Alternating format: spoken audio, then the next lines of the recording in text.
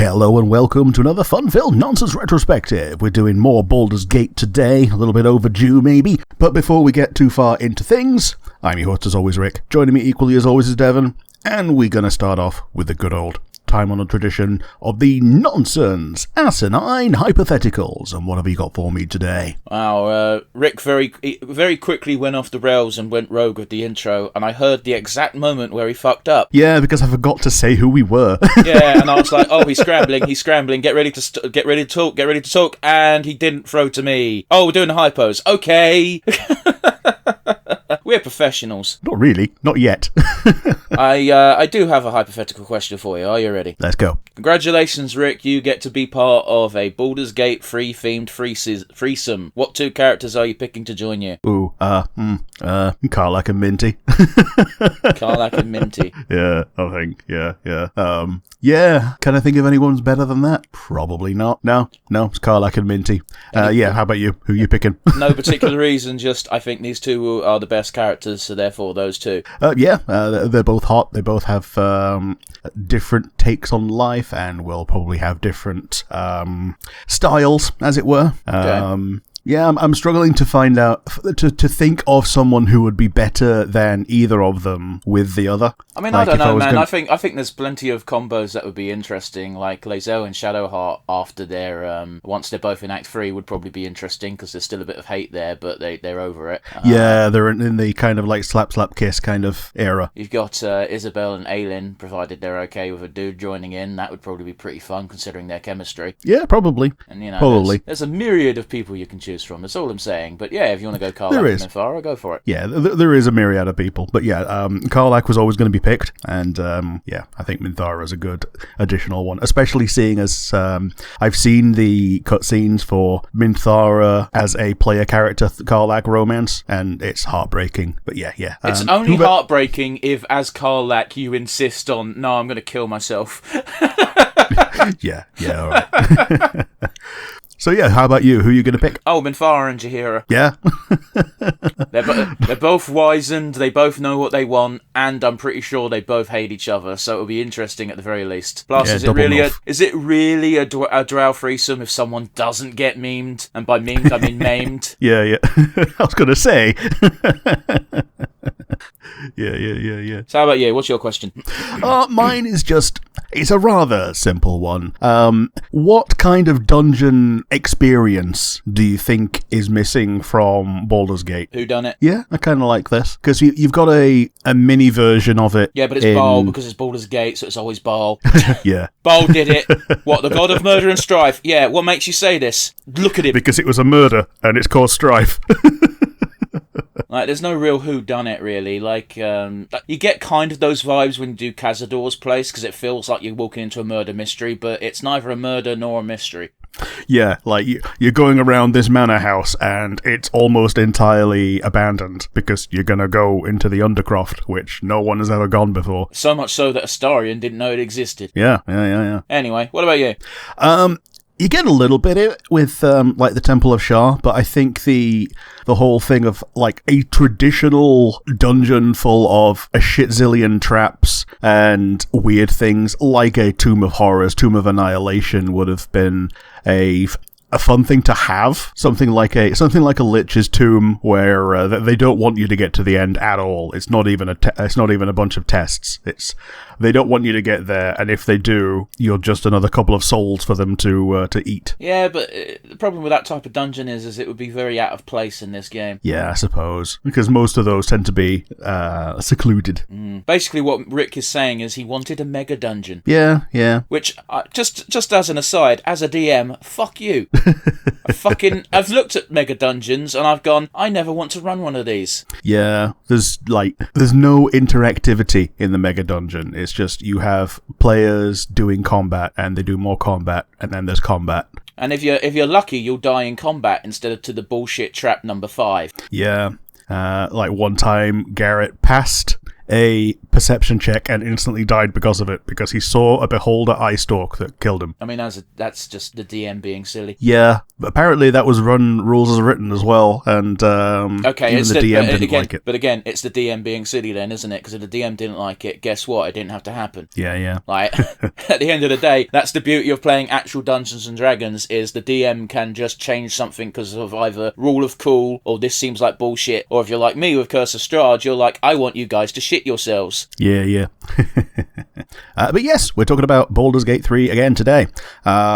We're talking mostly side quests today in Act 3. Yeah, we're saying side quests, but we are covering pretty much, apart from Lae'zel, really, we're pretty much covering the character companion quest finales. Yeah, it's companion quests and a couple of other things that we can think of, but yeah, it's mostly companion quests. And I want to point out, I haven't done everything. I've beaten the game twice, and there's a few things I know I haven't done. I haven't done the hag stuff, because a friend told me about that. I just burped, and I apologise if that came off on air. Even I heard it a little bit through Discord's voice. Because I did something stupid, Rick, because I kept talking while I burped, which means it's just in there now, and I apologise to anyone whose ears had to suffer through that. But yeah, I know the hags exist. I know Will's companion quest sort of does this weird dragon thing. I never actually bothered doing that because I went, fuck it, I don't care. I want to fight the final boss. And then the second time I played the game, I didn't have Will because I was evil. Yeah, the dragon thing, you technically don't need Will for it.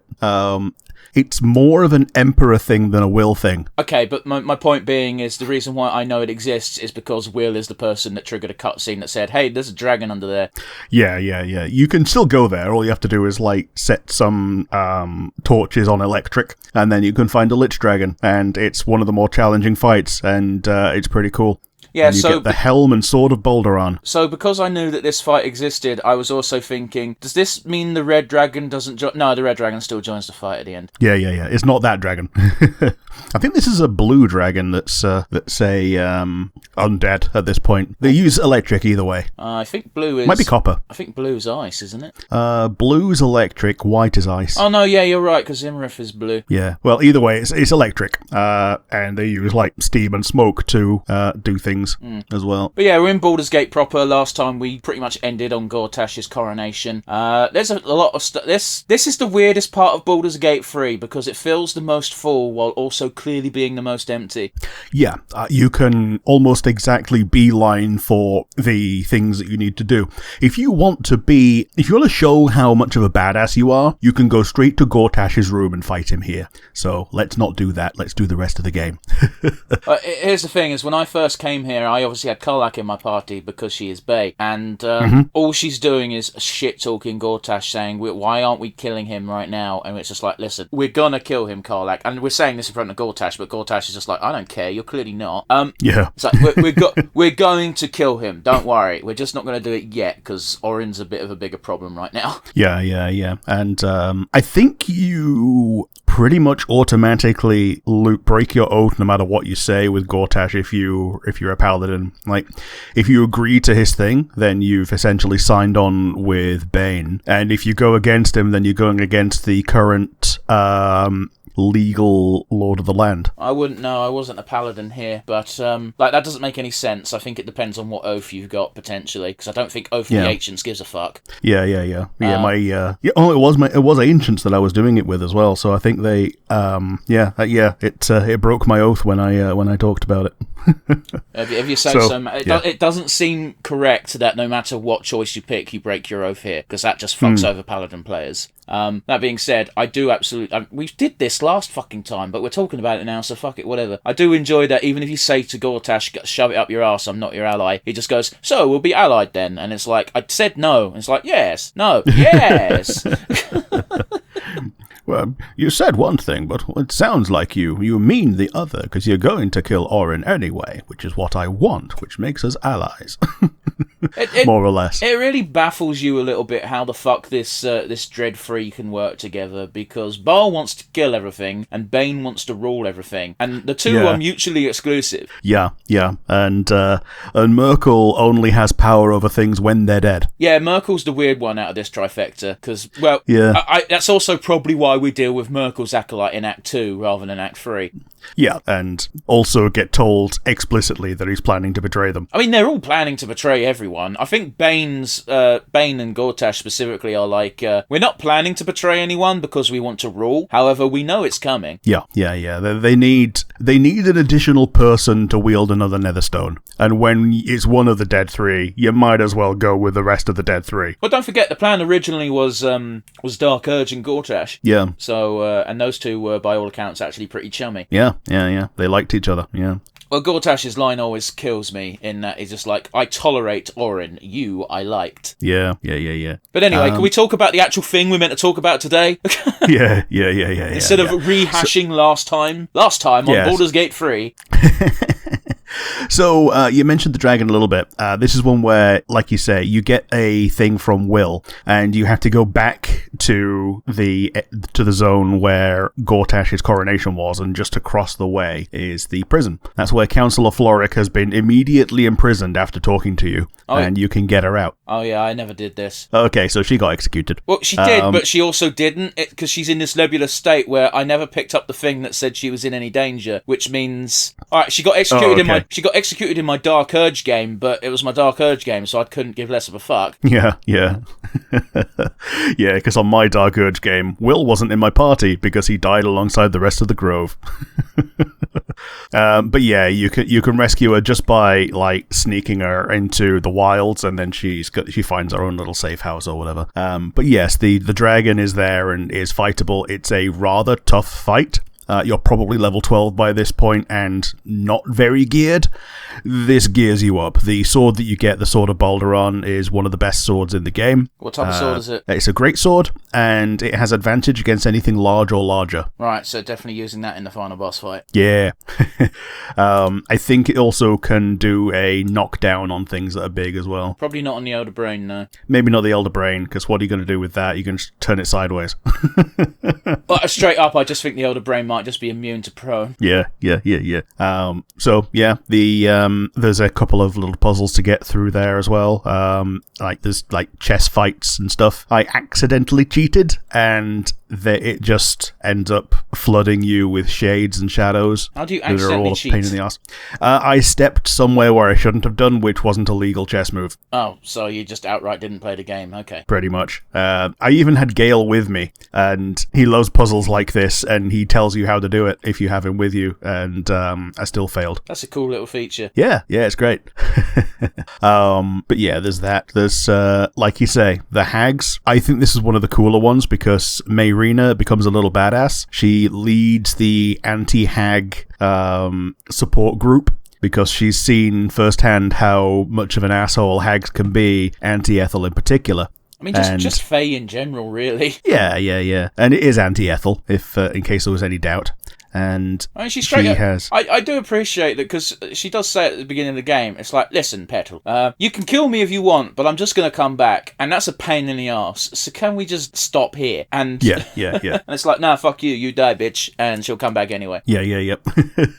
So it's worth just taking the deal at that point, because, No, it's not, because I'm not evil. Fair. But again, she still comes back, so you might as well get the benefit. If you want to talk about breaking Paladin's oaths, that one definitely breaks your Paladin oath, if you accept the deal from Ethel. But it's 1,000 to get rid of it, and you get a +1 stat out of it that's permanent. Okay, so you heard it here first, folks. Rick will betray you, your family, and all your loved ones if it only costs him 1,000 gold in return. Yeah, 1,000 gold, and, well, it wipes the slate clean. And I get +1 charisma. Go.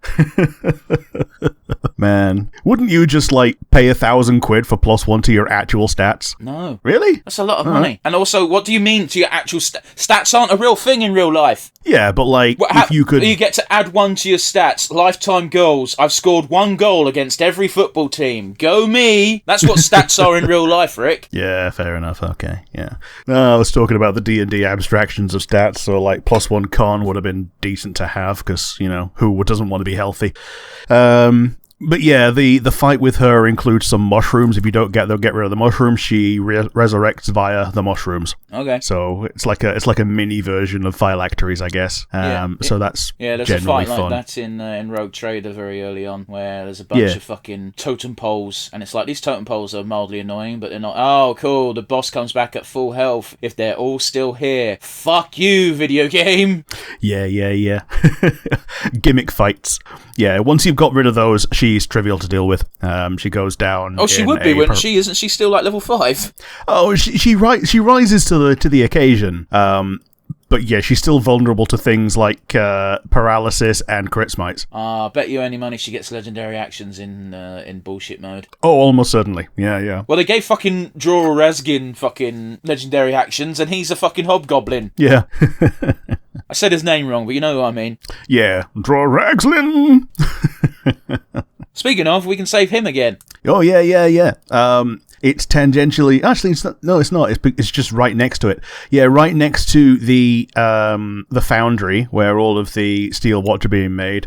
Volo is tied to a cart that might explode. And he's being attempted execution by some absolute cultists. Yeah, who, by the way, if you try to loot afterwards, you get told off by the fucking police, but the police didn't stop this public lynching. Yeah. I'm like, fuck you guys. Anyway, this fight is trivial because they are just cultists. The only thing you got to worry about is dampening the fire at some point, because if you're an idiot, that thing will probably explode. I never saw it explode, but I assume it is a real risk. It is. The first time I did it did explode. And also... Your other characters who are not in the conversation can go and loot all of the explosive barrels, so it becomes not a problem. Fair enough. So that's what I did on my second attempt.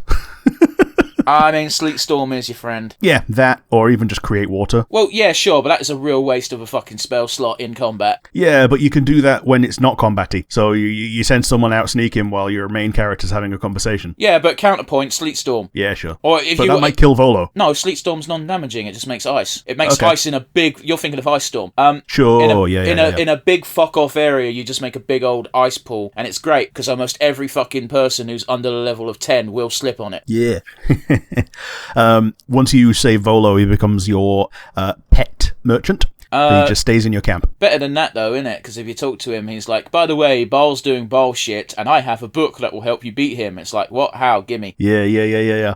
And so he's now my receptacle for all garbage that I want to sell. I mean, I just go see Damon. Well, I suppose you don't have that option with Dirge, but then again, you won't have Volo as Dirge. Oh, you can have Volo. Yeah, but you wouldn't. Not if you play Dirge properly. I don't know. Dirge is weirdly hypocritical and able to form attachments to ones that he likes. Okay, but my point being is Volo knows you're a Baal spawn at that point, and you go, no, I'm going to inherit Baal's throne, and Volo goes, okay, bye, and fucks off without giving you anything. That's my point. Okay. Like, you could lie to him and be like, no, I'm not a Baal spawn, but like, I find the Dark Urge, if they're leaning into the Dark Urge bullshit, they're like, yeah, I'm a Baal spawn, I'm going to kill the world. Yeah. I think it's actually rather satisfying to turn your back on Baal as the Dark Urge, though. Okay, so. I understand that. However, I played Dark Urge as Dark Urge. Yeah. This is the point I'm making. Yeah, you played evil to get the bad end and to experience the bad end and see how bad it really was. It was incredibly boring. I Yeah. I was expecting much more from that ending. I love when fuck it, we'll talk about it when we get to part 3. Rick, after Volo, there's a little temple behind Volo. Oh yes, the another whodunit temple, as it were. It's not really a whodunit. It's not really a whodunit, because they're like, it was this guy over there, and it's like, can you kill him for us? And if you're an Oath of Vengeance paladin, you're just like, yeah, I'll do that. Yeah. Yeah. That sounds like it's right up my fucking alley. Yeah, because one of these wannabe mermaid priestesses got hit by... Didn't they essentially get hit by a car in the ocean? I don't know if they got hit by it or if they got choked out by the oil. Sure, got choked out by the oil. Either way, it was entirely the submarine's fault. Yeah. Yeah, it's the fault of the submarine, and you get sent to the submarine guy who is needed for a MSQ thing. So we're not going to talk about the MSQ thing. Oh, okay. I count that as a bit of Will's quest, but yeah, fair enough. I think the thing you do afterward with the Iron Hand gnomes, that's MSQ. Or at least yeah, MSQ okay, yeah, we can talk about that then. Yeah, we'll talk about it as Will's quest because I count it as MSQ because it fucks over Gortash one way or the other, and it's because you get some Gondians from down there. You can rescue as many or as few as you are able or want to. More importantly, you got Omellum down there as well. Yeah. Omelium is apparently he's invisible until you get right close to him. Well, he talks to your brain as well. He's there. Sure. He senses you and he starts talking to your brain and he says, "Quickly, get everyone out." And then when you get to him, he's just like, "Oh, I did not expect this. Thank you." And then uses Dimension Door on you and the character you used to get to him to go straight to the submarine. Sweet. Yeah.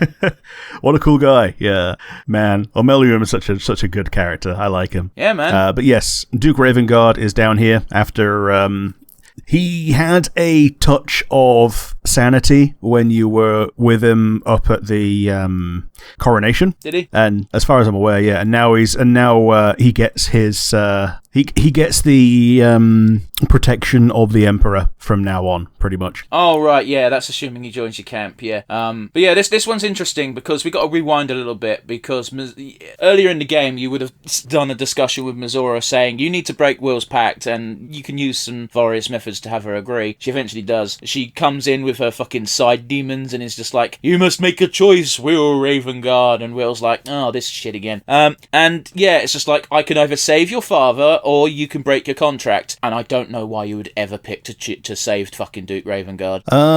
But I mean, even removing, well, you're an idiot. Because Will's fate is literally fucking horrible if he stays pacted to Mizora. Like, if Duke Ravengard dies, that's sad. A Duke has died. However, he's fine in death. Will, when he dies, is super fucked. Yeah, well, Will when he's dead is pretty much the same as Will when he's alive. He's still the Blade of Avernus at that point. No, he's not, though. If he dies while pacted to Mizora, he becomes a Lemure. No, that's only when he breaks the pact of his own like doing. Either way, he's sworn to fucking Mizora's service / Sariel's, which, you know, after death, which is not a good deal for Will considering how fucking painfully lawful good he is. Yeah, but as Blade of Avernus, he's also one of the people who can join you and Karlach if you go to Avernus with Karlach. Yeah, but he can do that anyway. Does he? Okay. Like, he doesn't have to be pacted to Mizora to make that choice. Fair. I didn't know that. It just doesn't make any sense to keep, but moot point anyway, because you can still save Duke Ravengard laughably easily, making your choice to save Duke Ravengard actually a stupid one. Yeah, so Mizora summons her microdemons, and if you choose not to help, then they're hostile, I believe, are they? Yeah, but they've also got like 10 HP. Okay. But they also explode when you kill them, but it's not that big of a deal because Duke Ravengard is pretty much at max HP anyway. Sure. Like, I don't know, maybe I'm sure as fuck wouldn't want to do this on the fucking Tactician mode, yeah. Not Tactician, the one above it, the bullshit one, Honor mode. Oh yeah, Honor mode, yeah. But, you know. Fair enough. So yeah, this is possibly the most involved of the... I'd say, no, it's not the most involved of the character quests because we've got Astarion. Yeah, I will say I do enjoy, like, there's only a handful of fights in the game that have a timer, and this one you feel it. Yes, because as much as you may want to save Astarion... Eh? No, no, I'm talking about Will's. Yeah, the Raven Guard. Yeah. You're told you have this many rounds until the whole thing floods. Yeah, and it fucking does, and the game doesn't give a fuck. Yeah, and you keep getting Sohagin spawning around the place in case you thought you could clear it out and have a fun time of it. Nah, it's not going to be easy. Yeah, so I fucked up the first time I played this, and my solution was the second time is I gave all of my casters Polita Foot, and that solved 9/10 of my issues. Yeah, there's that. Haste is a fantastic thing to have on this. In fact, I just had Will stay in the submarine with Haste. He twinned Haste on two of my characters, and he stayed up there so he didn't end up, getting punched out of it and skipping turns on everyone else. Okay. Because in the worst case scenario, the place floods, my other three characters die, Will's still alive, I can just revive everybody at Withers. That still feels like a loss in my book, but fine. I also said fleet of foot, I meant freedom of movement. Sure. Yeah, I I had both Jaheira and Halcyon in my party the second go around, so it was a fun time. Man, I love Jaheira. Yeah. Well, we'll do Jaheira next. We did a bit of her questline before, where she meets up with the last single Harper, but now we're in Baldur's Gate proper. She can meet up with her family. Yeah, I didn't find her family. Yeah, they're just in a house. Yeah, and it's unclear whether they're her. I believe the interpretation is they're mostly adopted. However, the internet seems to have run with the fact that no, Jaheira's fucked a lot of dudes. Yeah, but if you know what Jaheira be like, then she almost certainly adopted all of them. Yeah, especially the half-orc. Well, you never know, but yeah, no. Jaheira's backstory is the fact that she had a true love and he's gone now. Yeah, Khalid. Yeah, he was a half-elf and she's a half-elf. So okay, technically they can have humans, elves, and half-elves as children. But I believe he died like more than 40 years ago, and these characters are less than 40 years old. He died in Baldur's Gate 1, didn't he? Yeah, that's like 40, 60, 80 years ago, something like that, yeah. I feel like it was longer. Like, in universe, I feel like it was, long enough ago that most people in universe can't remember Baldur's Gate 1. Yeah. Like, people know that... Saravok bad, Jaheira hero. That's about the extent of it. Yeah.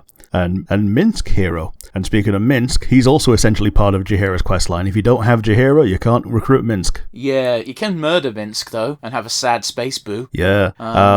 Yeah, Minsk is being controlled by a combination of an absolute parasite, being an idiot, and a fake Jaheira who is just a normal changeling who is really enjoying the role of fake Jaheira and gets shit on by the other changelings. Let me tell you this, Rick. I got to this part of the game where there was a really fun fucking bug, and I didn't know it was a bug until it got patched out, because I thought they were just playing up the fact that Minsk is a real fucking idiot, because... Oh yeah, you had the the clown makeup on, didn't you? But it wasn't even clown. It was weird tribal-like face paint. It was like a bunch of black tribal-esque shapes on her face, and I went, is that I was literally debating it. It was like, is this actually what it's like in universe and Minsk is a complete fuckwit? Which is believable, let's be honest. Or is it just a cue for players so they know which Jaheira's the real one and which one's the fake? Or no, just a bug. Yep. Yeah. He's not that stupid, but he is stupid. Like, if you want to talk about brute dumb, his problem-solving skills when it comes to a mimic is, I just get eaten by a mimic. No, I didn't. Yeah, he's just in an advantageous position inside of it. And punches his way out. The amount of stories I've seen on Reddit of people casting AoE damaging permanent spells like Cloud of Daggers and Firewall, the fight ending and Minsk running straight into it because the AI pathing it used to be dumb. I think they fixed it a little bit, but it's still not great. And just being like, Jaheira's like, why would you do this? And it's like, I didn't! Yeah, so this is another one of those fights where you can non-lethal, and in fact you have to non-lethal, specifically Minsk. Yeah, you have to non-lethal Minsk, otherwise he just dies. People who play on current patch will also be able to do this with Minthara, like a lot earlier on, but sort of. Minsk, you still got to do the bullshit convoluted thing of with Minthara, she needs to be temporarily hostile as opposed to hostile, which means you have to steal a pencil. Yeah, or attack her outright, because if you do that, then she goes temporarily hostile rather than hostile. Yeah, but I find stealing something that's not even worth a gold piece in front of her is just so much funnier and in character to me. Of why Minthara's like, put that back. No, then you must die. You must die. Yeah. Yeah. So the other part of this quest line is you get to meet Nine Fingers Keen, who I think is Minthara's actual granddaughter. Jaheira. Jaheira's actual granddaughter. It's implied, isn't it? It's implied that there's an actual real familial connection, but because it's Jaheira, you'll never actually know. No. She's one of the few that does get a magic card as well. Oh, fair enough then. Obviously Minsk and Boo do, and obviously the main characters do. Minsk and Boo has had like 5 at this point. Yeah, including a planeswalker, and although in my opinion the creature is better than the planeswalker, but oh well. Yeah, because the creature lets you summon a Boo token that can become giant. Yeah. But yeah, Nine Fingers Keen is head of the guild, which is basically the Thieves Guild. They are currently in cahoots with the Zentarim, and if you go at the right time, they're having a punch-out, and you get to help one side or the other. They're not really in cahoots with the Zentarim. The Zentarim are in cahoots with Minsk's new gang. Yeah, the Stone Lord. Yeah. In fact, if you want to be really smarmy and you know what's going to happen, you've got the merchant that you've had crop up in both Act 1 and 2 with some pretty decent items on them. In the encounter with Minsk, and she fucking fucks off and runs away. If you kill her before she leaves, that fight doesn't happen. Okay. Yeah. That fight only happens because she has information that she passes on. She's also got the bag of big fuck-off gold money from the looted vaults. Ah, yes, sweet. Which you can choose to just give back. But you don't really get anything for doing so. No, it's just a warm and fuzzy feeling if you do. Like, the guy's even like, oh shit, you actually, okay. Yeah. Because in real life, banks don't want the money back if it gets stolen, because that way they can write down they lost more and therefore get more from the insurance. Yeah, get more from the insurance and a tax write-off. I don't know about that second part, but okay.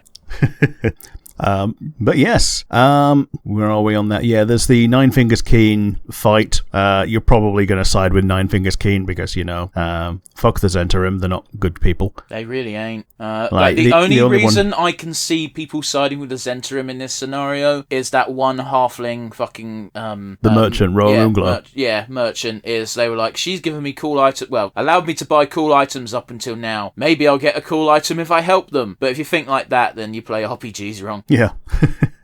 Man, she sells one of the best ones in Act 2, but yeah, it's that Dragon Breath glaive. But yes, we've done Will, we've done Jaheira. Minsk and Boo don't really have much of a quest at all. Minsk and Boo was so disappointing to me because as soon as they joined, I was like, cool, you're coming with me, boys. And they've got some funny dialogue, as you'd expect, because it's still Minsk, but there's nothing really for them. They're just there for funsies, which I'm glad the game included them for funsies, but that's all you get. Yeah, I think you get some little extras if you take them to Sarevok. Oh yeah, because it's just like, didn't I already punch you in the face? Yeah. Why can't your face stay punched?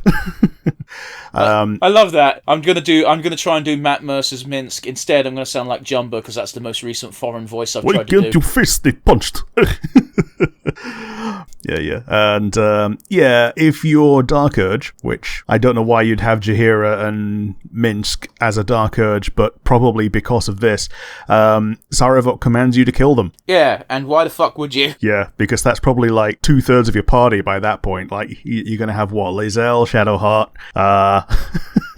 Minthara, and that's probably pretty much it. Astarion. You're not going to have Gale if you took his hand. You're not going to have Karlach or Will. I mean, potentially you could, though, couldn't you? Because you could just... Yeah, you could just help Gale. You don't have to take his hand, but it's funny if you do. True, but, again, technically you can, because all you got to do is exit into the mountain path with Karlach and Will in your party, and then come back 2 seconds later, and Minthara's done the raid without you, which means they stay with you, I believe. Okay, well, I've never done that. Well, neither have I. It's just a thing I know you can do. Sure. And then I guess she just gets transplanted to Act 2 and attempted execution. It's one of those weird ones where I don't know why you do it, because it locks you out of the Minthara romance. And if you're not... Yeah, if you're going to kill... Which is the main reason. If you're going to kill all the tieflings, at least get some Drussi. Yeah. And loot Zevlor for his gloves. I think we both chose to have a drink right there. See, with me it was even worse, because I was just putting an empty can down, but I accidentally fucking clanged one of the open ones. If you didn't say anything, Rick, it would have been cut out with the truncate silence. And no one would have known. But yes, so Astarion has possibly the most involved fight for his character quest. Yeah, I've done this fight twice. I'd done this once without Astarion because I went, fuck this, I'm getting annoyed. And the other time I did it with Astarion because it was my Dark Urge run and I was going full evil. So guess what I made Astarion do? Yeah. So if you do that, he becomes really powerful. He gets like an extra D10 of necrotic damage on every hit. So that makes him into an absolute powerhouse. He also gets I believe he doubles his dice for his bite attack. Yeah, he gets an ascendant bite. That's about it, really. He also becomes soulless and a monster, more so than before. And also, you do get some extra reinforcements in the final fight, but Astarion's reinforcements is really shit. Yeah, because he's consumed all of the thralls, so you don't even get those. I think he gets a mist form as well. I've never used it. Nah. So, yes, it's if you just want power, you do that. Man, speaking of mist form, though, bloody Cazador abuses that shit, unless you cast daylight. Yeah, it's such a pain in the arse. Yeah. So the first time I played this, I really struggled, and I was like, I don't know how to beat him. I can't beat him in 3 turns. Astarion, you got to stay in camp, and he was a bit pissy at me, but he got over it. So I had 4 party members, and then I also realised, oh yeah, I've got a druid in the party. Daylight! Yeah. My druid at the time was transformed into like an air elemental instead, so I was just doing air elemental stuff. Yeah, but you could cast daylight and then... Oh, right, okay, so he was transformed before you started the fight, you mean? Yeah. Oh, yeah, that was silly. Yeah, oh well. But yeah, it was Jaheira, and I made Jaheira into a moon druid because it's just better than land druid. So yeah, I was air elemental. Yeah, I once told you that I was considering doing a land druid for our co-op playthrough whenever we eventually do it, and you went, nah, don't, it's a waste of time. I went, oh, okay. Yeah, it's just worse wizard. Yeah, but it's one with nature, so fuck you, wizards. Yeah. I didn't have to do no book learning. But yeah, the other druids are just better. Moon druid if you want combat forms, and spore druid if you want to just be a regular druid but better. Spore druid's a bit annoying in that game, because until you reach level 6, it's a bit shit. Sure, yeah. Like 6+ you can just have zombie. Yeah, but you can do the same thing with a wizard. Yeah, but with spore druid you can raise things that are not just zombie. Like you can infest the boulette from Act 1, for instance. Yes, I know, because you keep bringing it up. Yeah, well. But yeah, the Cazador fight is possibly one of the more tough ones in the game because Cazador is a bitch, and the ads are not trivial. Just the fact that he's got ghouls that make the fucking stink cloud makes it twice as annoying as it needs to be. Yeah, and the stink cloud doesn't go away when they die. No, it fucking doesn't. Yeah. Oh, it's a nice concentration spell you got going there. Wouldn't it be a shame if something made you break concentration? Yeah. So another thing is, before it got patched, you could just knock him to his death and he'd just die. I heard about that. It didn't make a lot of sense, all things considered. Yeah, they patched it to, oh yes, he can turn into mist and fly with this mist. Yes, so from now on, if you knock him off, he just poofs back up. Yeah, that was a silly oversight, truth be told. Yeah. The day that I played it was the day that it got patched, and I still did it legit because I thought, why would you go to here to not have the fight? Because you want the story moment, but without the headache. Yeah, fair enough. Like again, I managed to beast it. But if you play a Dark Urge run, your party is super beast, because you get all the goodies that you get from being evil. And this fight was laughably easy on Dark Urge mode. On my regular mode, I couldn't do it without having 4 people. That's why Astarion stayed in camp. Sure.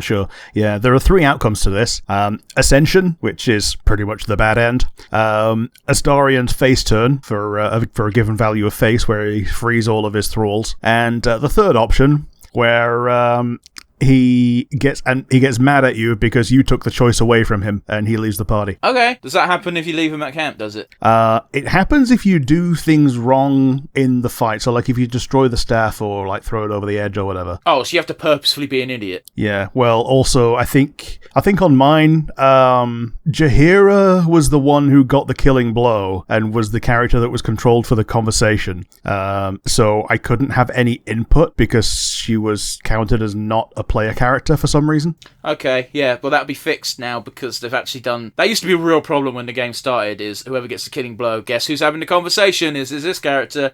Yeah, so I had to redo the whole fight. That's why quick saves exist. Like, yeah, I quick saved a lot during fights, not because I was worried about the fight fucking up, it was because I was worried about there being a bug at the end of the fight. Yeah. He basically just goes, well, fuck everything, and fuck you in particular, and leaves. Fair enough. I've got a stake right here with your name on it, Asti. Yeah. We're sure that it works, because it's about to work on Cazador. Yeah. I will say the cutscene where he takes Cazador's place in the ritual is surprisingly brutal. Yeah. Like, no sympathy for Cazador, but it's still uncomfortable as a human being to hear another human being scream like that. Like, I've had tattoos done by professionals. I've not had literal runes carved into my flesh with a knife. And Astarion was on purpose fucking it up. Yeah. And he's using your eyes to do it, which is is it's actually kind of genius that he's because he can't just like look at it in a mirror because he's a vampire. And there's no such So thing as he photography. so he needs you to be able to look at him so he can connect through your tadpole and do it on Cazador. And so that's him done, and he's basically loyal forever after that. Yeah, there's this if you rule are romancing him, then Yeah, he gets really abusive. Well, yeah, that's the whole point. Like vampires are a loosely veiled fucking metaphor for sexual abusive relationships in the first place. Yeah. And if you bring up that he's like continuing the cycle of a bruise, he just blows his stack at you. Like, the one thing you shouldn't do if you let Astarion ascend is then agree to become his thrall, because even if you're romancing him, you're just a possession at that point. It's one of those. I had no issue with him being ascended as the bowl spawn Dark Urge dickhead that I was, who, by the way, I think I've said this before, I named Biggest Dickers specifically so I could live with the silly decisions I was making. Because it was just like, yeah, you could be Ascendant Vampire, I don't care, I know how this ends. Yeah. My dick's bigger than your dick. Yeah, totally. Shadowheart, I think you said you'd not done this one either. Give me a second, we need to loop back a little bit. Once you finish the Starions, if you go back outside of the thing, because you have to, because it's a dungeon you can't sleep in, you get another encounter. Okay. Have you not seen this? You must have done. Oh, maybe you didn't. If the the fucked Gurs. up. Yeah, the Gurs. The Gurs, yeah. This confrontation is so fucking funny if you got Ascended Astarion, because he's just like, what on earth makes you think I'm changing my mind now? Yeah, if you're Ascended, it's basically, look at these enemies I can try out all my new toys on. For real. The only downside is if you went a bit resource heavy on the Cazador fight, it might be a bit of a pain, but these guys aren't a high level, they're not a threat. Yeah, and also, you've got a freshly Ascended Astarion to, play around with. He can probably solo them. In fact, I think he did. The only problem, I think, is that they do have knockback, so you can get knocked out of the universe, and whoop-de-doo, you have to revive someone at Withers. Not anymore. They've recently patched it a bit where if someone gets knocked out, there's a little I can't tell you what the icon is because it's a bit it's a little blue dot. Yeah, if you put a Revivify scroll on the blue dot, then you can just Revivify on the screen. Yeah, I guess so. Just I always do it at Withers because it's 100 gold. Yeah, but also at this point in the game, you're probably swimming in Revivify scrolls. True. Or just have it on one of your characters. Which also level 3 spell slot. Which, by the way, Revivify scrolls are not that common in the actual game. No, they're not. It's very much a gameism to have them as a thing, just because on a tabletop game, you've got a lot of human time in between rounds where you can come up with a plan to, I'm going to healing word you so you don't like instantly die. In the game proper, in this game, sometimes these 6-second ticks just go by a bit too quickly, and your guy just burns to death in some acid pool. I still remember really early on when Astarion melted in some lava near the Grimforge, and I was just like, why was he in the lava? I didn't tell him to go there. We weren't in combat. Why did he walk in it? And now I can't get the backpack. And I was just like, I gotta reload a save. 20 minutes! Oh goodness. Anyway, the conversation's a bit better if you have a face turn, because while I didn't have a Astarion in the party, you still had a brief little interlude. I believe you can see the hunter from the very beginning of the game hug his kids and be like, what the fuck is wrong with them? And it's just like, listen, we can't fix it, but they're alive. Yeah. They're currently vampire spawn, and some of them have been let out into the Underdark so they can, become predators. But also not get hit by the sun and immediately die. Like, the Underdark is actually the perfect fucking solution to this problem, because you're giving everyone a chance. It's like, there's a lot of shit down in the Underdark, and almost none of it is good. And, alright, sure, these vampire spawn were once people, but at the end of the day, if they get fucked up down there, it's better than just killing them outright. Yeah, absolutely. How many spawn was it? It was like a stupidly big number. It was like 7,000, wasn't it? Yeah, it was like 1,000 or 8,000 or something like that. Yeah, there's it's triple digit.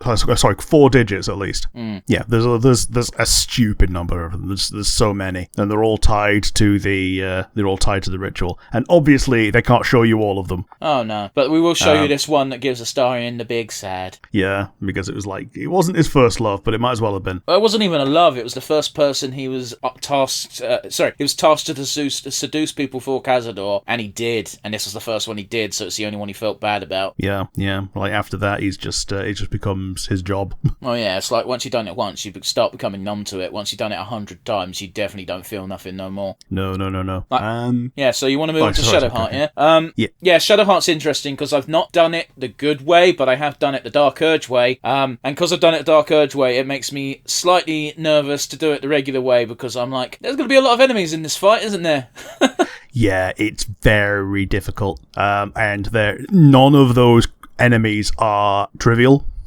But yeah, if you're doing it the Dark Urge way and Evil Shadowheart way, then some of them side with you. Not some of them, the bulk of them. Yeah, most of them side with you. And yeah, it's tough. It's tough. You've got the Mother Superior. This is a returning character, isn't it? Yeah. So she was an optional, like, evil choice in the original game. I forget her name real quick. Man, I've forgotten her name. Yeah, I don't know her name. It's really not important because you fuck her up. Viconia Devere. Mm-hmm. Yeah, she's an optional playable character in Baldur's Gate 1 and I assume 2. Yeah, 2 as well, yeah. I mean, in 2 you can get Saravok. Yeah, you can.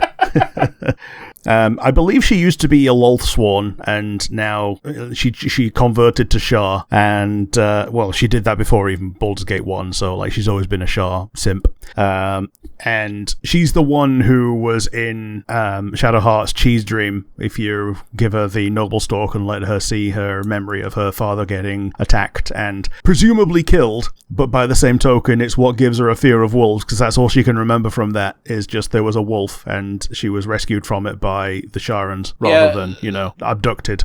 Yeah, that's not the Noble Stalk dream, no. Oh, fair enough. No, you get 2 versions of that dream. You get one she just decides to show you because she trusts you enough, and that's why she's scared of wolves. And you get the real version from Aelin. Sure, okay. That's where you see that it's a dad. Yeah, and the Sharans are dicks. Yeah. Apparently there's another Noble Stalk thing that you can do, and it shows that Nocturne, the only friendly person in the entire Shar cult, is a transgender male to female person, because when Shadowheart remembers her, it's as a young boy. I mean, that kind of makes sense as to why she doesn't recognise her even after having the Noble Stalk and having the flashback. Yeah, because the memories in between are gone. Well, also there's a very real possibility that they weren't that close during the change. Yeah, fair enough.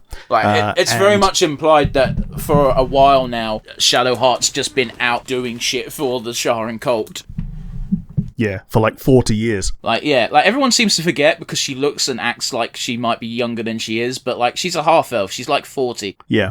Like she's in her 50s. She's been doing this for 40 years, and she wasn't a baby when she was abducted the first time. No, but she was very firmly in child territory. Oh yeah, she's very definitely using the child model. And again, it's very annoying when people give Lae'zel so much shit when like she's the Githyanki equivalent and the literal equivalent of a teenager. Yeah.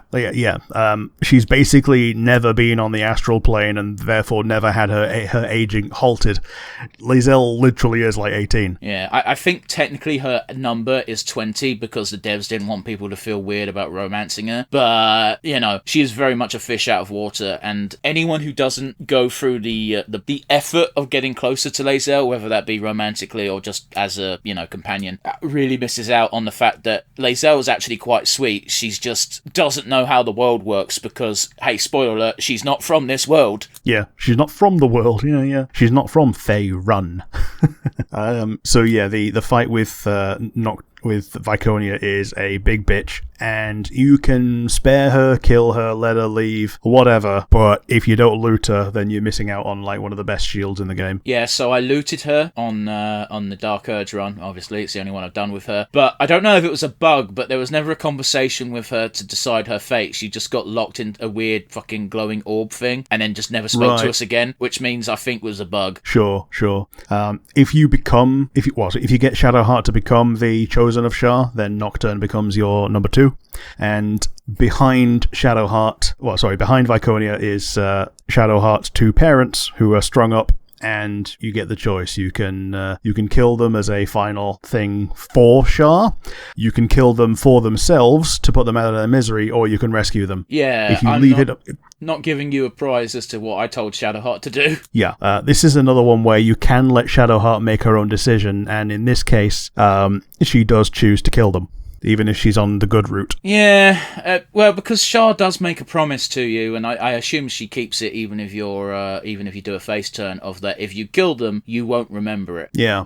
So she doesn't remember it, even if you're doing the good route. But also, it's her parents, and if you rescue them, then they stay in camp. The mother is the human one, the father is the elf one. Yeah, the mother looks on her last legs. Not only looks, if you talk to her, then she even calls you Genevieve because she doesn't know the difference between you and her own daughter.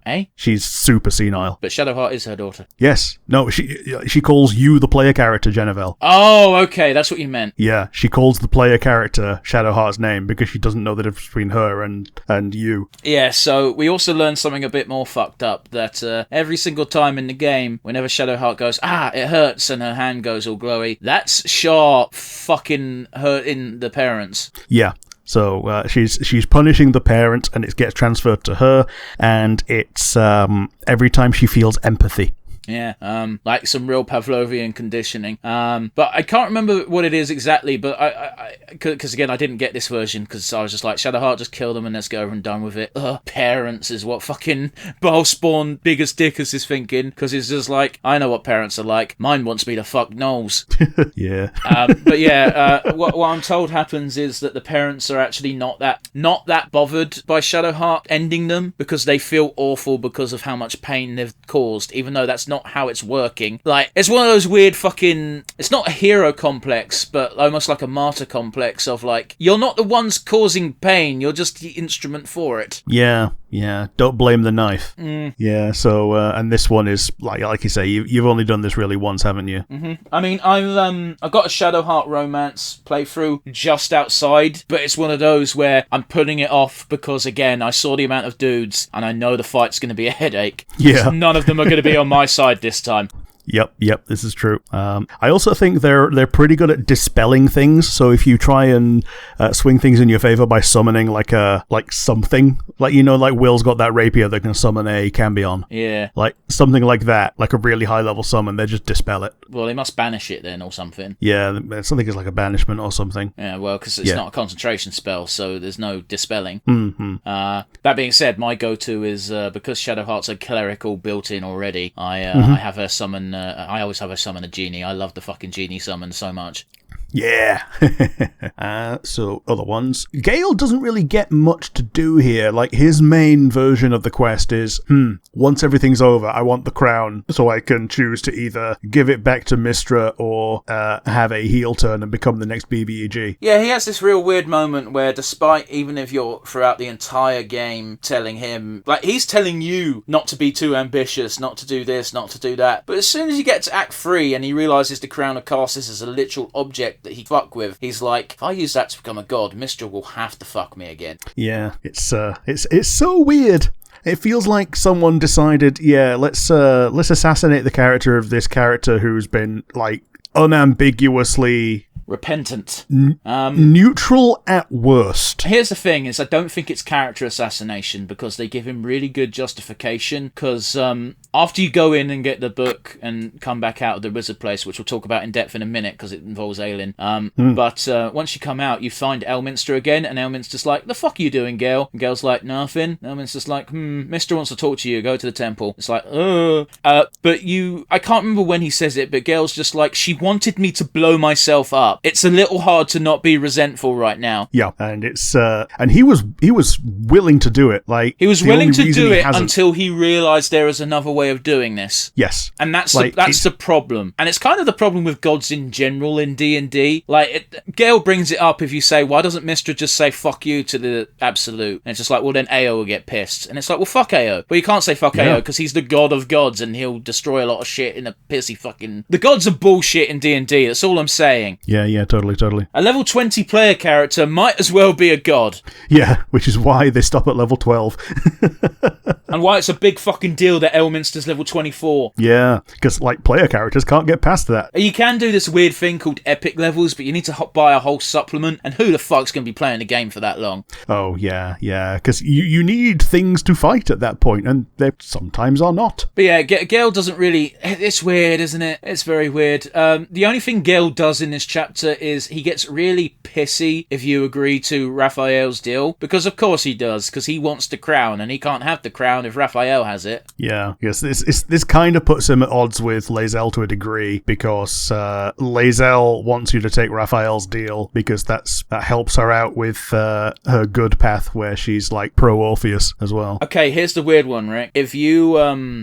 If you don't do the monastery stuff, so you don't know about the Orpheus stuff, and you don't make the deal with, what's his name? I've forgotten his name. Fuck, the gift guy with the silver sword. Oh, Kithrak Voss, yeah. If you don't do the stuff with Voss, Lae'zel doesn't know about any of that, but what happens is, when you do the jump and you find Orpheus when you help the Emperor, Lae'zel's just like, who the fuck is that? And then Lae'zel's like, oh, that's clearly a traitor / pretender, so we gotta kill him. We need to get the Orpheus. So you still have a reason to get the Orphic hammer, because Lae'zel wants to free Orpheus so she can kill him. Yeah. She wants to get rid of him, yeah.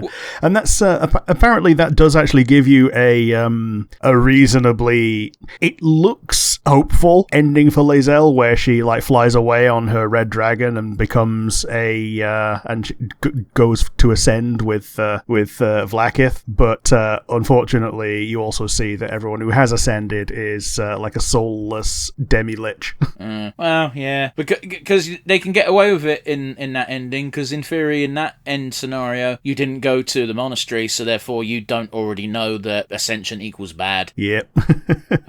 But yeah, let's loop back around a bit. We've got the wizard tower with, I believe his name's Lorokan. Yeah, Master Lorokan. He's the master of the tiefling wizard that you've been helping so far. Yeah, and boy, do I feel I feel it when he's just like, man, my boss sucks. I have to work retail. This was meant to be an apprenticeship, and all I'm doing is fucking selling things. I was meant to learn how to be a master wizard. Help me. He doesn't like take a lot of persuading to switch sides in that final fight. However, I have to cast Sanctuary on him every turn for him to not die. Yeah. That's Roland, wasn't it? Yeah, Roland. Yeah. And if you get to the end, he has his. If you've done everything for him, like saved his brother and sister and everything, then he joins you in the end and like helps you. Yeah, you get the fire tower effect, which you only get to use once, and I blew it far too early to be useful. It was really disappointing, because I was like, maybe this will recharge. It didn't recharge, Rick. It didn't recharge. Fair. But yeah, when you meet Lorokan, you can, he wants the fucking, the night song, and you're like, this is what the night song is. It's like, oh, do you have information? Yeah, the light song's dead, stop looking. And you go to Dame Aelin in camp and say, listen, this prick's looking for you. I told him you're dead, so you don't have to worry. And she's like, fuck that, I'm angry, let's kill him. And then she fucks off, and I'm like, fuck, I've got to fight a wizard. Yep. But the fight is legitimately annoying, because if it was just a wizard, it would be fine. But it's a wizard and a myrmidon of each fucking element. Yeah, the highest level elementals that you can find, yeah. And I'm like, fuck, the wind one nearly killed Roland like 5 times. It's tough. But yeah, Lorokan wants to do exactly the same thing to Aelin that Ketheric Thorm's been doing all this time, and that's just channeling her immortality. Yeah. And when you win, she just lifts him up and breaks his spine. And nothing of value was lost that day. Nope. Man, bring Gale to this encounter. Oh, it's so satisfying. Oh! Man, what's he do? Lorokan is bragging how good of a mage he is, and Gale just goes, fuck Mistra. He doesn't say it like that, but, you know, he says it a bit more classily, but it's just like, I fuck Mistra, and this tower looks like shit. You shouldn't be using gold with Auburn. And the other word is just like, who are you? I'm not Gale's toy boy. I'm Mistra's toy boy. And then he just gets even more mad, because apparently Mistra fucks a lot of wizards. Yeah, including Elminster. Hey man, I'm sure he was a looker back in his day. Yeah, totally. And again, I know we bring it up quite often, but I still love the fact that Volo pretends to be a bard. Oh, yeah. So I did some reading up on Volo, and apparently he's something called a magical anchor. Okay. It means he can't die. It means if he dies in the universe, that universe is no longer canon. Man, alright. Because he needs to survive in order to keep magic being a thing in the realm. Because Sure. Mystra likes him so much. Yeah, fair enough. Don't forget, Volo, paramour of a bronze dragon and doesn't even know it. Volo's Guide to Monsters. Volo's Guide to fuck all. But yeah, Dame. You see him making it up as you go along, because like, dude, the verbal smackdown you can serve him if you play as a bard is so great, and I love the tidbit that only if you know will you know that the reason why he doesn't come back at you with his bardic wit is because he doesn't fucking have any. Yeah. Like, literally, just a wizard one day decided, fuck it, I'm a bard now, and that's apparently good enough. Yeah, I'm gonna dress like one, and I know a lot of words, so that'll do. He doesn't do too bad when entertaining the goblins, but they are goblins. Yeah, he makes some rhymes. It's yeah. Like a lot of those words I didn't know, and you ask the goblin, you ask him what language is this, and the goblin just goes, "Common, you dolt." Oh, fair enough. Yeah, you can, like, to be fair to Volo though, if you start fucking egging him on with some bard responses in that, he does keep up with you pretty well, but ultimately he flubs it. Yeah. Man, I'm sad. A friend of mine just started playing a bard version and me over the shoulder and didn't do that encounter. Oh. Just walked past because he was tied to a thing and didn't care about Volo, and it made me sad. And you didn't just go, talk to Volo, please? I did, but no. Apparently that was not good enough, and also like the really fucking annoying thing about that is if you're a bard, you do want to help him because he gives you gear really good for a bard early on. Yeah, he does. He also like talked to him earlier, and I said, "Oh yeah, trade with him. You get this really cool ring that you can just buy. That's like really good for healers. Which, if you're a bard, you're probably at least a healer partly. Like so for real, if you're doing the fucking multi-track trick of thief bard, then it's actually not a bad use of your second bonus action. Yeah. Slap on that ring that gives bless whenever you heal, and you're laughing. Oh yeah, which is also sold in the goblin camp. Yeah, sure. I'd spin a minute. But yeah, what have we actually got left? We just did Gale and Aelin. Have we literally only got the House of Hope left? Oh no, we got something just beforehand. If you go to the pub, you can pay 100 gold, and whenever you camp, you now camp in a fancy room. Yeah, because this is the murder pub. Yeah, it's the murder pub. The Emperor's companion has been brutally murdered, and yeah, because there's been a murder up there, they're like, no one wants to sleep up there. If people see other people sleeping there, it might make me more money. So give me 100 gold and the entire floor is yours. And it's like, seriously? Just fucking give me the 100 gold. Yep. So you get that. Speaking of the Emperor as well. Yeah. This is the Emperor's you can go old down haunt. you can go down his memory lane, as it were. And it's where you learned that his counselor, who's not Floric, but Tremaine. I forget her name again. Yeah. It's not Tremaine, but it's something like that. Yeah, something like that, like Estemaine or something. Yeah. She was his ally, but you also come across things that tell a slightly different story. That she shows all the signs of having had a stroke and was essentially being dominated the entire time. So the Emperor caused her irreparable brain damage to make her do what he wanted. But he doesn't tell you that, because that would make you like him less. Yeah, I never actually encountered any of that evidence. Okay, it's in books. Which is weird, because I read the ones I find. Even the fucking silly ones. The fucking, the fucking fairy tale that starts with A to Z. Anyway. Yeah. Like Deities of Faerun or whatever, yeah. Yeah, some of them are real dumb. But yeah, it's one of those where I absolutely love the fact that you can go to the cellar and do a clearly level 1 quest of kill all the rats, except you're level 12. Oh, yeah. Yeah, there's fucking loads of them. Like, this is one of the times where the game chugs because there's so many creatures on screen. Yeah, but it's also solved by the fact, Shadowheart's here, spiritual weapons, just walk forward. Yeah, you have AoEs. Just activate the Don't use the fire. lawnmower of death. Don't use fire. Oh yeah, because things explode. But yeah, you've encountered a Githyanki ambush. They're basically ransacking the Emperor's old home. Duke's Delmain. That's the one. If you come here on the Orpheus path, whereas Lae'zel is actively trying to free Orpheus, then they're actively hunting you as well. Yes. But these guys are here regardless. Unlike the previous Githyanki ambush, that was just, it's only there if you are actively pissing off Lakith. Mm-hmm. Yeah, these ones are, they're not trivial, but it becomes trivial if you kill the Portal Lords. Yeah, you want to try and get these down before they summon even one ally. I think they've only got I think they do have a maximum summon rate, at least, but it's still like, you don't want to get to the maximum. No, you don't. And knowing the fight once, yeah, you just go for the ones that are controlling the portals. Yeah, well, you send your tank towards the fucking main big dick bad Githyanki, but other than that... Mm-hmm. You also get the Emperor's clothes, as it were. It's armor that makes you look like the Emperor. Sure. Which I don't think I ever put this on because all my gear was already better.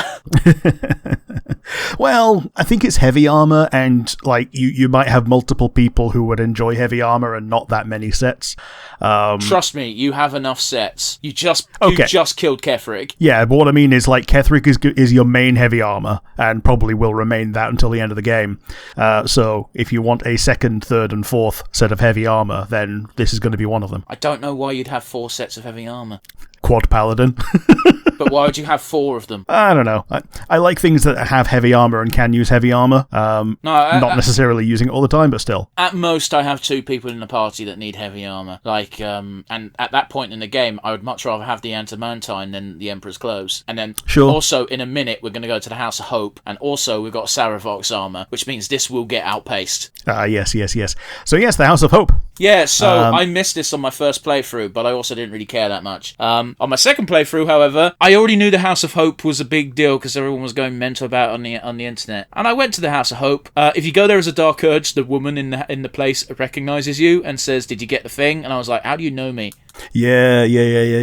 The first time I went to her was as my Dark Urge because I was playing the two kind of parallel. I was like, this seems like something is afoot, and yeah, you can go back in there. You get the Portal starter kit, which is purely for interest purposes only and not legally for going to hell.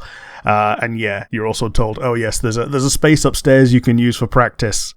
You can use the stuff upstairs to go to hell. Yeah, she wants an exorbitant amount of gold, which you might have acquired if you keep stealing from people, but I don't, because 1, can't be asked, and 2, it's not my type of crime. So you might be able to accrue that amount of gold. I couldn't, and there was no way I was going to fuck around trying to get that amount of gold, so I was just like, look, can I just steal something for you? And she was like, oh, yeah, okay. Yeah.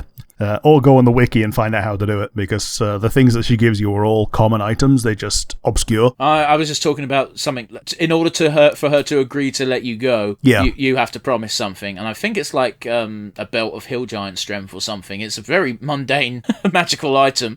Oh yeah, it could be like the belt. Yeah, I think the belt of strength is one of the things that you can just get. So if you don't want to give it to her, you can just use it. It might be gauntlets. Yeah, I forget what the exact thing is. Either way, I just gave it to her because I'm like, I don't need this anyway, and I quite frankly don't want a demon summoner on my ass. Yeah. But yeah, you go to the House of Hope, and I'm going to fast forward a little bit. There's a lot of things to talk about. I just want to talk about on your way out. I get it. I get why people adore this fight at the end, because I wasn't expecting Raphael to start singing his own fucking theme song. Did you use silence? No, because why would I? If you use silence on him, then he stops singing in the theme tune, and it switches to the version that's got no vocals. Yeah, but it turns into that anyway. Sure. He only sings it once. He doesn't keep singing it throughout the boss fight. But yeah, we'll get to the boss fight in a bit. House of Hope is... Well, you find Hope very quickly. Yes, you find Hope very quickly. Hope is... I think she's Corellia's sister, isn't she? Rather than being the same person split into 2. Oh, yeah, no, it's very explicitly sister. Yeah. Corellia is quite happy being an agent of chaos on the surface, whereas Hope wants to remain an incorruptible being of pure pureness. Yeah, and she's a cleric too. Yeah. But yeah, you actually bump into Corellia, and she's like, the fuck are you doing here? You need to get out. And you can talk to her about Hope, and she's just like, I don't fucking give a shit. And it's like, oh, you're just a bad person. Yeah, bad sister. I think everyone has a family member who's a bad sister. But yeah, you can help Hope out. but Hope kind of begs you not to because she knows it's going to end badly. She knows you're going to die, and she knows she's going to get punished for it, and yet she still tries anyway. Yeah, she gives you some gear which lets you hide so you don't get attacked every 2 feet. You can, if you agree to a deal with Raphael, you can still come here, and basically you're going to tear up your contract. Yeah. And while you're here, you can also tear up moles. Yeah, and if you tell her that you did, then she gets really annoyed at you because she was quite happy with that contract. She it's implied that she put a lot of thought into crafting a very interesting contract that served her more than it served Raphael, and it's implied that Raphael allows this because he thinks that she's funny. Yeah, but I also think Mole thinks I think Mole's also the fact that she's 10 means that's never stopped Raphael in the past. However, no, I'm just saying, I think Mole thinks she is more intelligent than she is. Oh, totally. And at the end of the day, Raphael is still a Cambion. Yeah, Mole's got the makings of a criminal mastermind, but it's still just the makings. I don't know, man. The fact that she's already a merchant for the Thieves Guild speaks wonders, but how much of that is her and how much of that was a little bit of help from the devil? Yeah. But anyway, I digress. Here's the thing as well, is we kill Raphael on his plane of existence. Yeah, so he's gone. Yeah, so there's no reason to keep Mole's contract, even if you didn't tear it up. Yeah, all it does is make her into a warlock with no patron, which is pretty good, because becoming a warlock just gives you the seed. After that, your power is your own. Potentially, but she still ain't got shit on Arabella. Yeah. She keeps showing up until, now as well, doesn't she? Yeah, she'll show up again later, but it's during a part of the game where it's kind of main questy territory. But yeah, you can find her in Baldur's Gate Sewer, and she's just doing stuff, and she's like, oh, hi, it's you again, and she's completely different from where she was begging not to leave earlier. Yeah, because it seems like she's come into her own powers at this point. Yeah, she's going to be a shadow druid. Well, sorry, not a shadow druid as in a druid, part of the shadow druid or order and therefore evil. I mean a druid that happens to have shadow powers. Yeah. Yeah. Or a hexblade or a combination of both. But yeah, House of Hope's fun. You got an interaction with the succubus and... Harlep. Which is an anagram of Raphael. Fair enough, I killed him.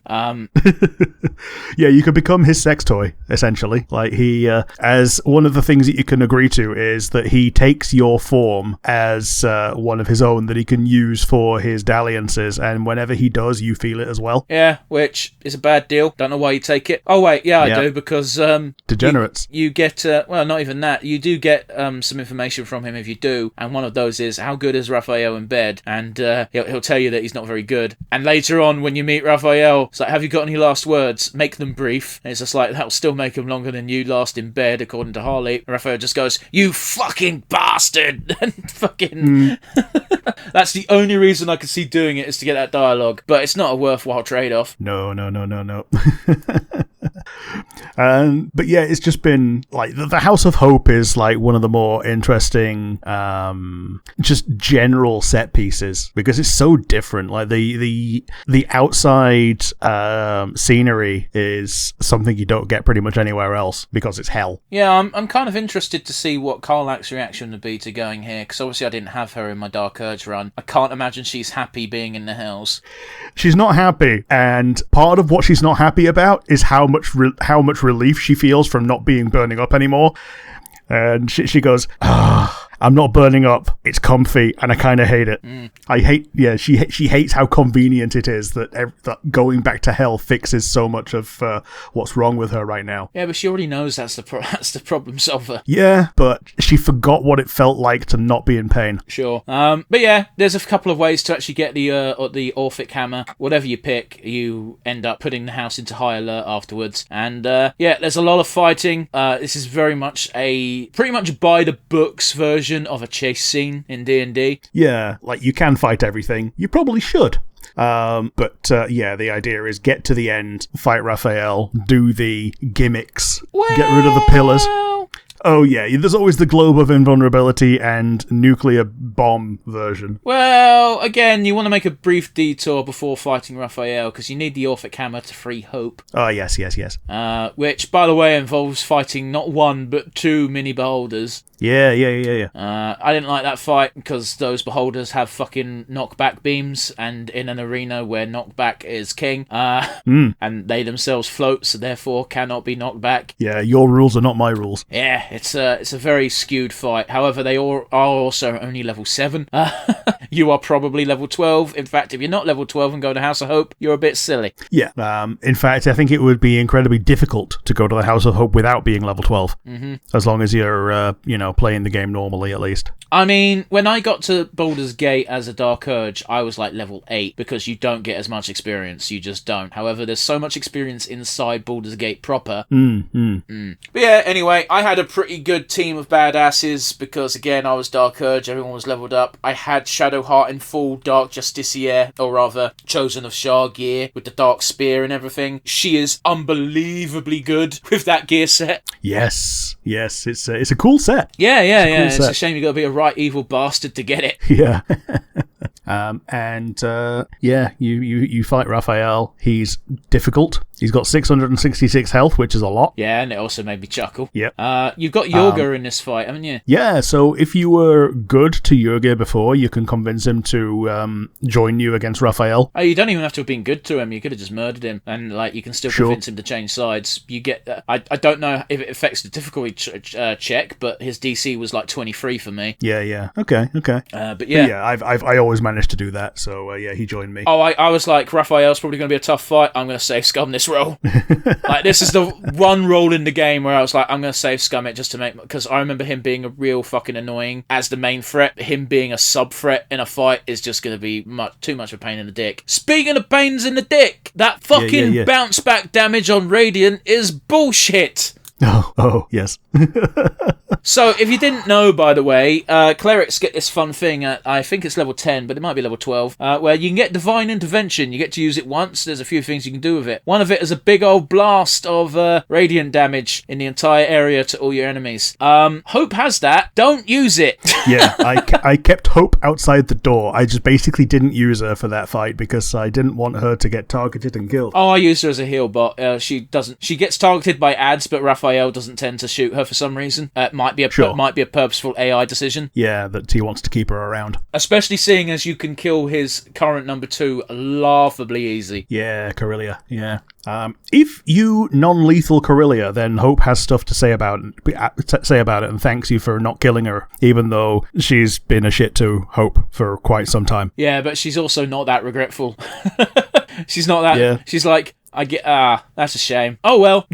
Yeah. It feels like she's had the ability to feel most negative emotions taken from her. Maybe. But also, come on, we're fighting for our lives. Be realistic. Mm-hmm. There's a lot of AoEs going on in that fight. Yeah. So let's think. Any of the other characters? Karlach doesn't have a lot to do here either. She's got... Well, Karlach's big thing is to kill Cortesh. Yeah. She does get a date scene, though, if you... I don't know if you get this regardless, but you get it if you remote romancer, obviously. And there's this fun bug that occurred when I was playing this for the first time, where, so you go to a date, you literally have dinner, there's an orc waiter, and when he comes back with your food, there's just 2 of them standing next to each other, and I'm like, are we going to have to fight a changeling? And it's like, no, just a bug. Yep. Because changelings are a thing in this chapter, and I thought my player character and Karlach were just being fucking idiots. Yeah, and there's also shapeshifters that are not changelings as well. There is... going down to the anti-Ethel bit, most of the people in that pub are redcaps who have been polymorphed. Yeah, that makes sense. I like to do that with redcaps. Yeah, and you fight some people in the basement who are meant to be people that anti-Ethel has made deals with, but they're just redcap versions, and she's killed the regular ones because she's annoyed with them. Oh, okay then. So yeah, and people are wondering why the captain, for instance, has been acting weird for the past few months, and it turns out they were just this little fucking fade, little murderer. But yeah, going back to the Karlach date, my apologies, sort of. It ends with you literally in a room with Karlach, and Karlach just fucking slams you on the bed, and she holds nothing back. Her fingers go up your ass. Yep. And it's the scariest scene in the entire game, because I don't know if you've seen tiefling fingers.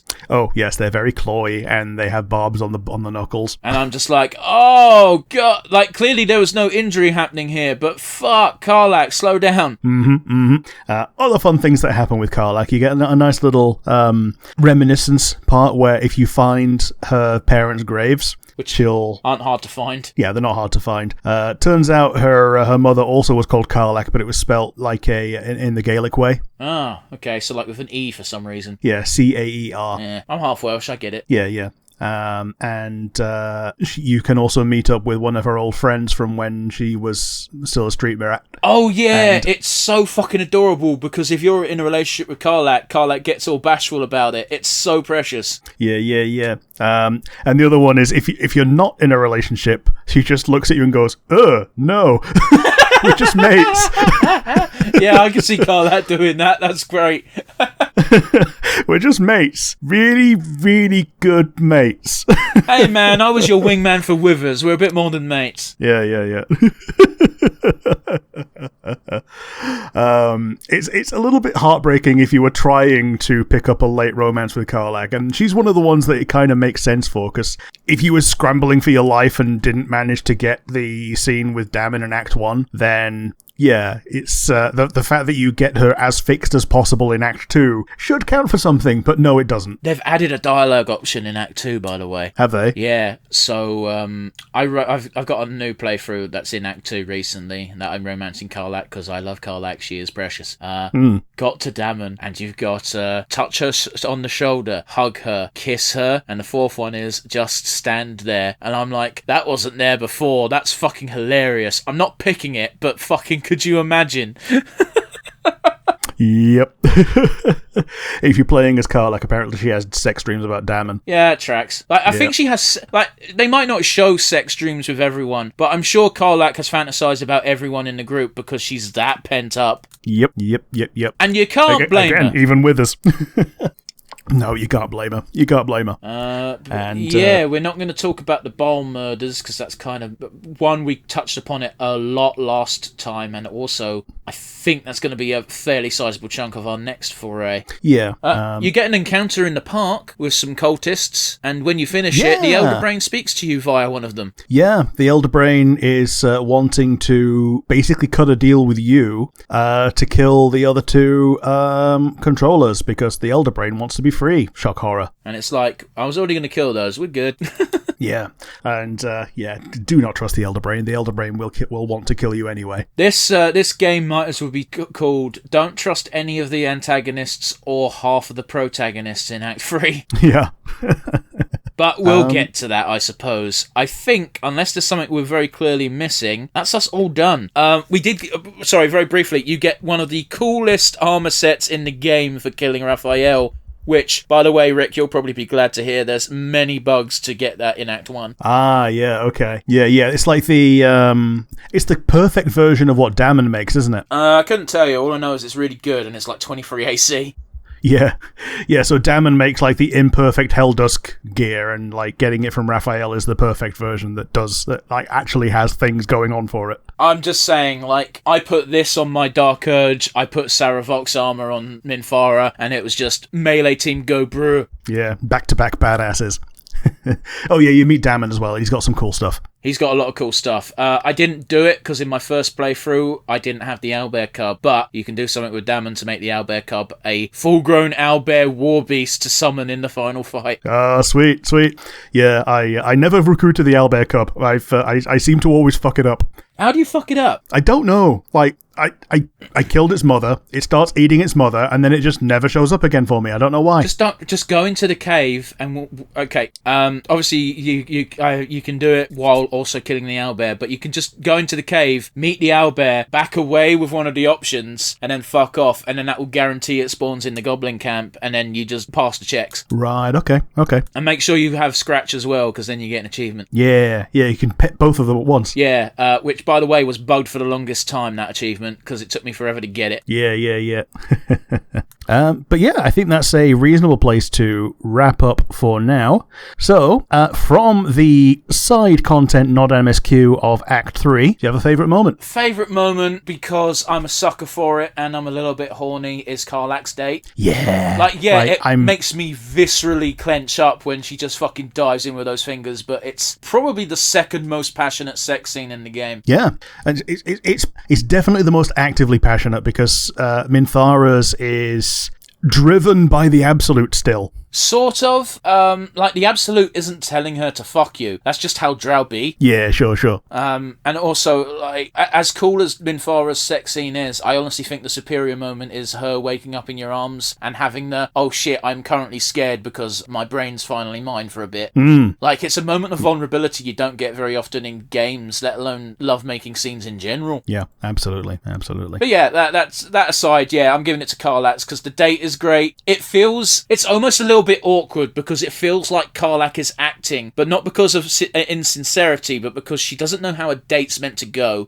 Yeah, she's going through all the motions of a date because she knows that you have to have a date before you get the payoff. Although, and she's trying to speed run for the payoff.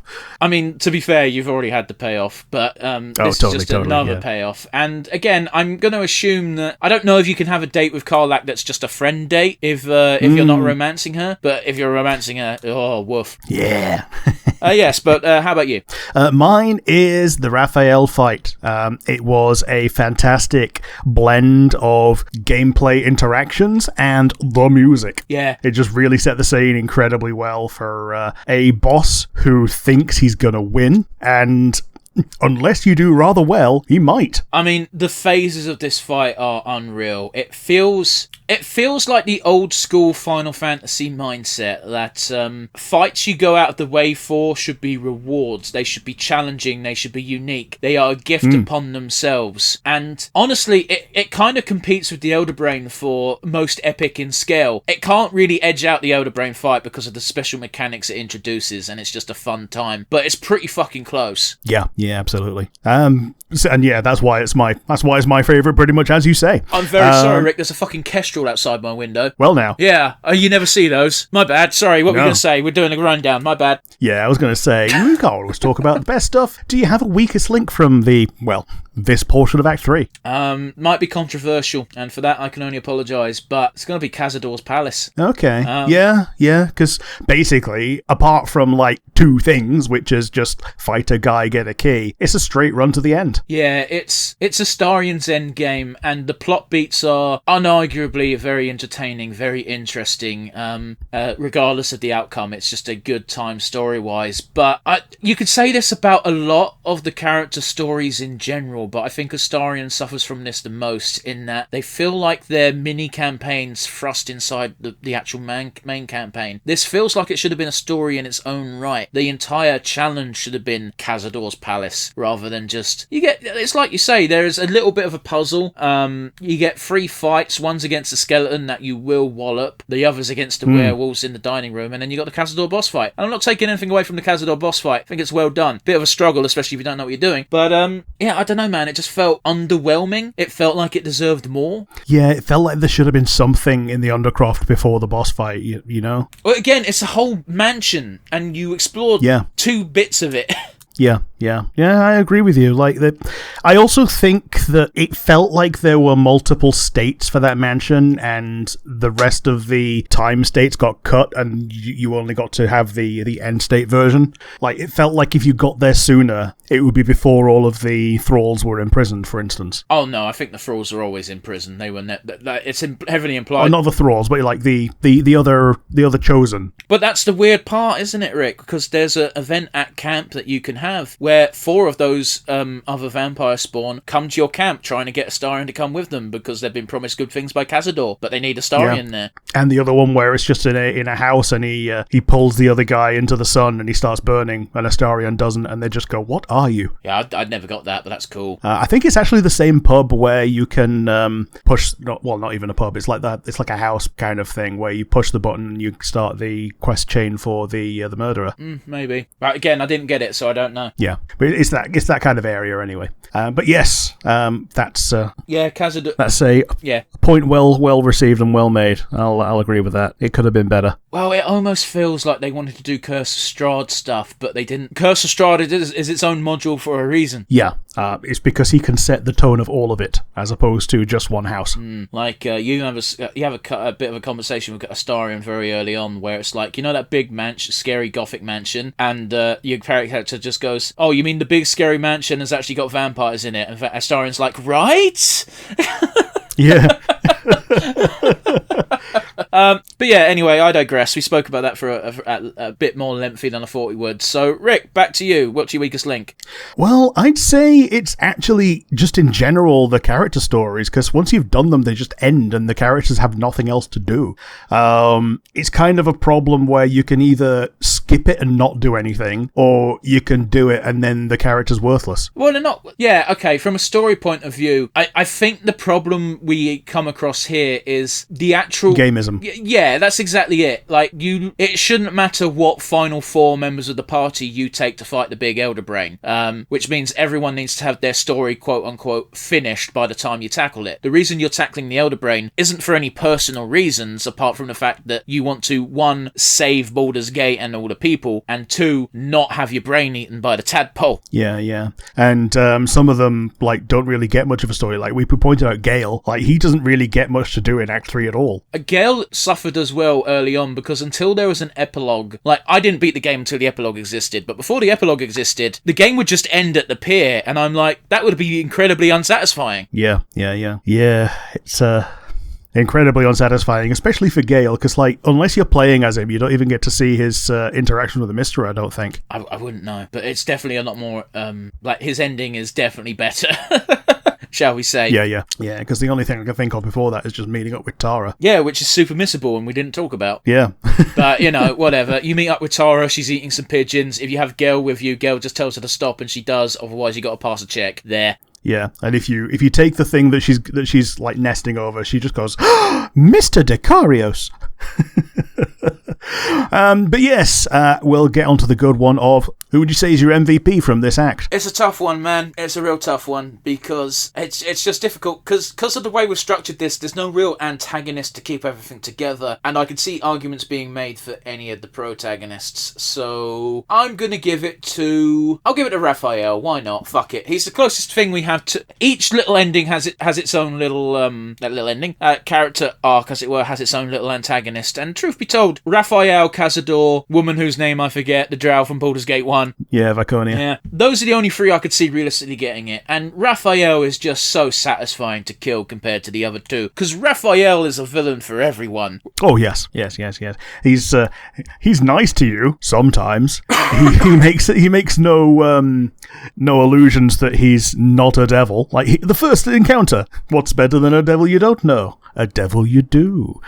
Like, he's very upfront about being an arsehole, but at least he's funny, and as Astarion says, I think he likes us.